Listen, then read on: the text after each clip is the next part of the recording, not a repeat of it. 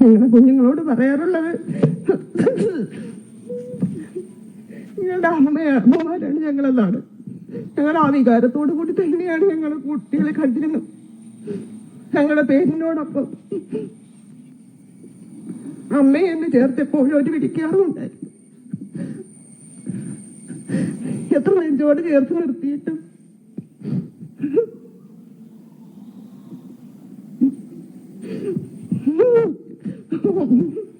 സഹിക്കാൻ ഒക്കുന്നില്ല. ഞാൻ ആ കുട്ടിയെ കണ്ടത് പോലും എനിക്ക് അത്രയ്ക്ക് പോലും താങ്ങാൻ ഒക്കത്തില്ലായിരുന്നു.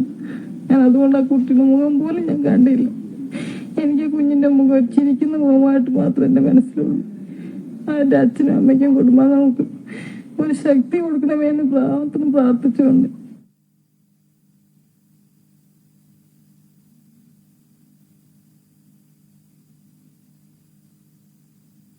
വികാരഭരിതമായ രംഗങ്ങളാണ്.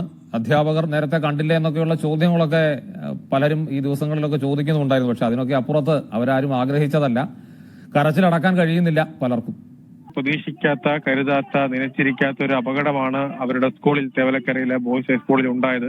ആ സങ്കടം, മിഥുന്റെ ഓർമ്മയിലുള്ള സങ്കടമാണ് ഇവിടെ ഇന്ന് ഈ സ്കൂൾ മുറ്റത്ത് ചേർന്ന അനുശോചന യോഗത്തിലും കണ്ടത്. അധ്യാപികമാരൊക്കെ അവർക്ക് വാക്കുകൾ ഉണ്ടായിരുന്നില്ല. ഇതിന്റെ ക്ലാസ് ടീച്ചർ ഉൾപ്പെടെ അവർക്ക് സംസാരിക്കാൻ കഴിഞ്ഞില്ല. അവർ വളരെ സങ്കടത്തോടെ പൊട്ടിക്കരഞ്ഞുകൊണ്ട് അവിടെ ഈ സദസ്സിൽ തന്നെ ഇരിക്കുകയായിരുന്നു. മറ്റ് സംസാരിച്ച അധ്യാപകർ, അതുപോലെ PTA ഭാരവാഹികളുണ്ട്, സ്കൂൾ മാനേജ്മെന്റുമായി ബന്ധപ്പെട്ട ആളുകളുണ്ട്. അവരെല്ലാവരും വേദനയോടുകൂടിയാണ് അവിടെ ഈ അനുശോചന യോഗത്തിൽ സംസാരിച്ചത്. ഇപ്പോൾ അനുശോചന യോഗത്തിന് ശേഷം PTA യോഗവും നടക്കുന്നുണ്ട്. മിഥുന്റെ കുടുംബത്തിന് മാനേജ്മെന്റ് പ്രഖ്യാപിച്ച 10 ലക്ഷം രൂപയുടെ സഹായം അതിന് ഉച്ചയ്ക്ക് ശേഷം നൽകുന്നുണ്ട്.